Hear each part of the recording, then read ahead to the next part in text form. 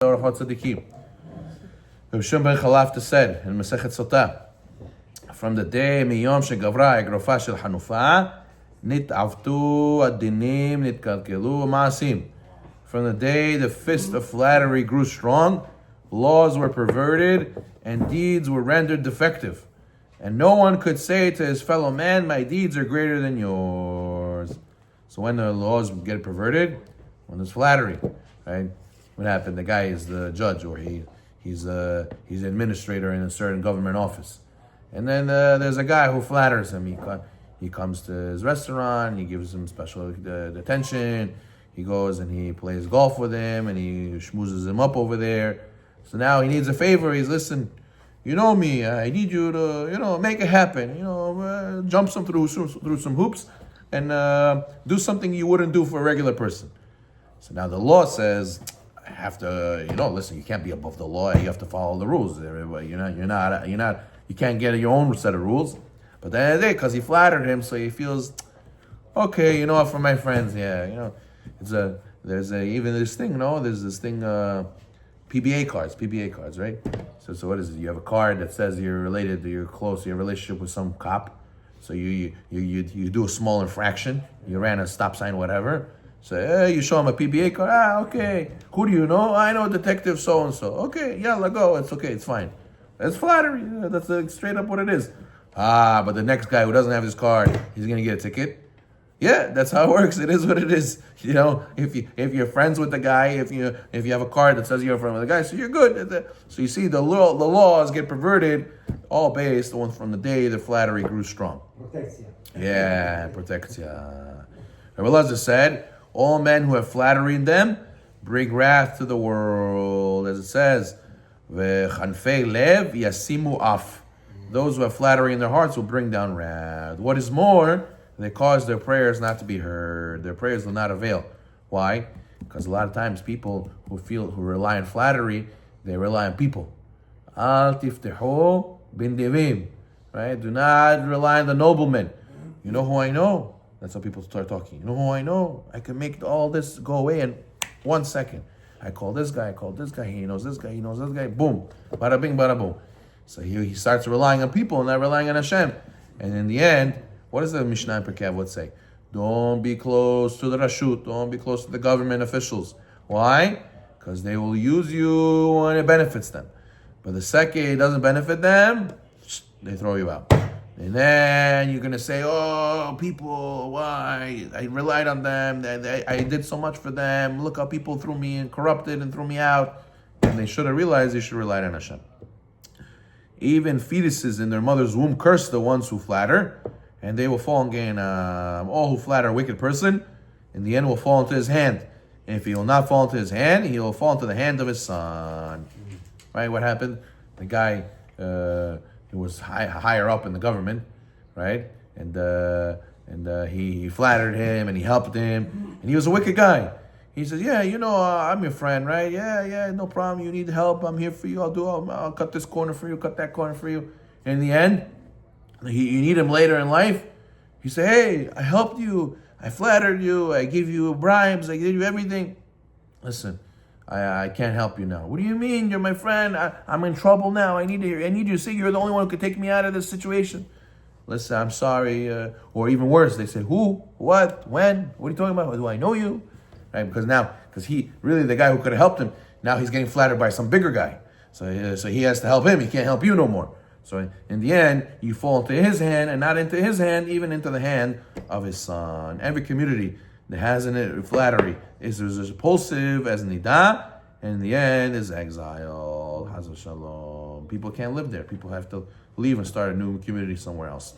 Flattery is bad, we said, when it's with wicked people. You want to get something from someone wicked, so therefore you flatter him, you allow him to think that he's a good person, you allow him to think that you're his friend and approve of his behavior, you allow him to think that as long as he gives you favors and money, it's okay how he behaves, and rather we're not supposed to even look at the face of Rasha. We're supposed to rebuke or disassociate ourselves from such people. But in the end, there's the cool people club. There's the rich people club. There's the famous last names club.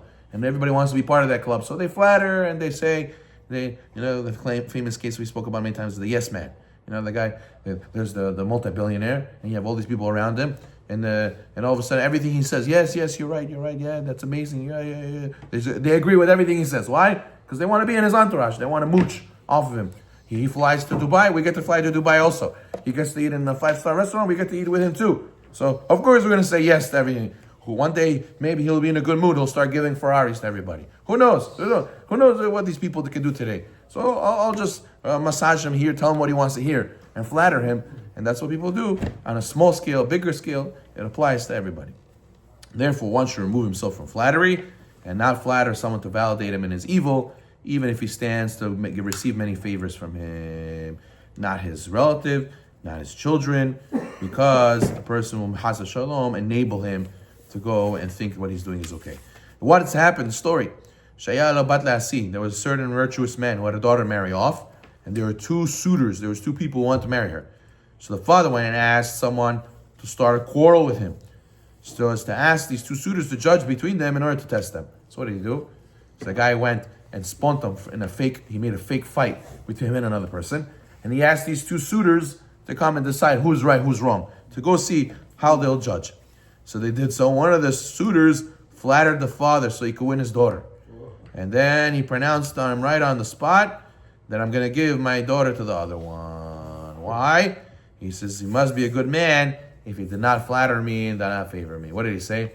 A guy said, listen, I'm sorry, Mr. So-and-so. I respect you a lot, but I have to tell you, you're wrong. And this time, you're wrong.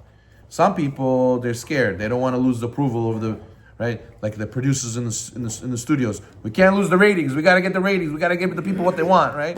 We got to tell the guy what he likes to hear. Other people say, listen, I can respect you, but here, you're wrong. I don't agree with you. Over here, emet is emet. It doesn't mean I hate you or whatever. Don't take it personal, but I can't flatter you. Over here, he chose him as a domot. Therefore, one who is a community leader or a judge or gives out charity must not be a flatterer.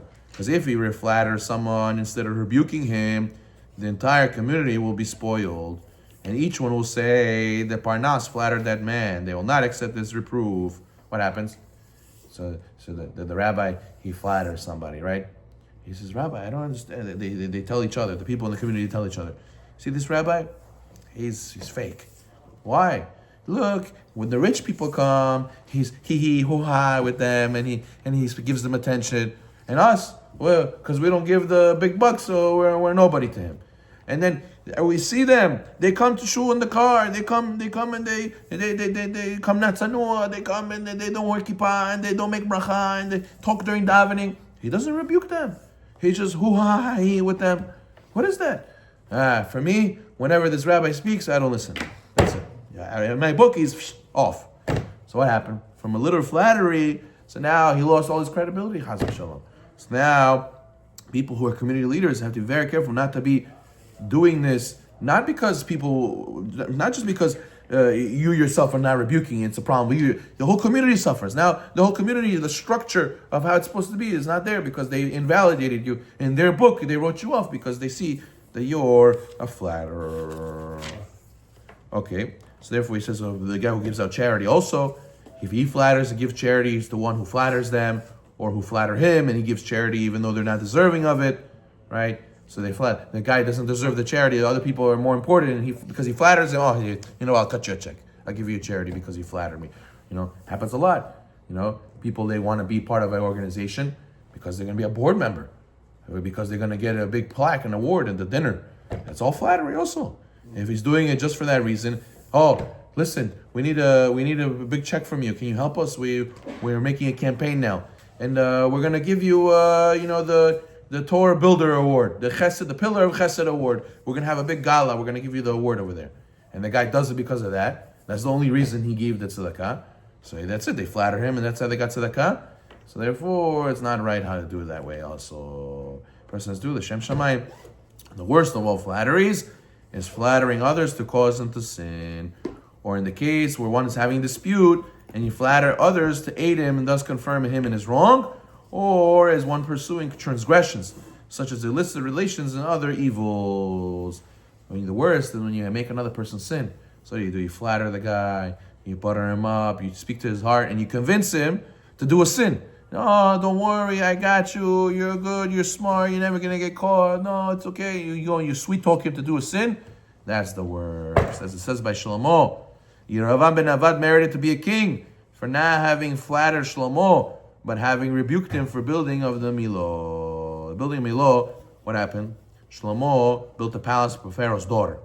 And Yeravam rebuked him. He's Shlomo HaMelech. What are you rebuking him? No, I don't care. He's Shlomo HaMelech. Rebuke his emet, and the emet is emet. The palace blocked the openings of the gates with David HaMelech opened to access Beit HaMikdash. Yeravam rebuked him, and since he rebuked him, he was zochet to become the king. Even though he could be whoever he is. You could be Shlomo HaMelech. If it's emet, it's emet. Baruch Na'olam.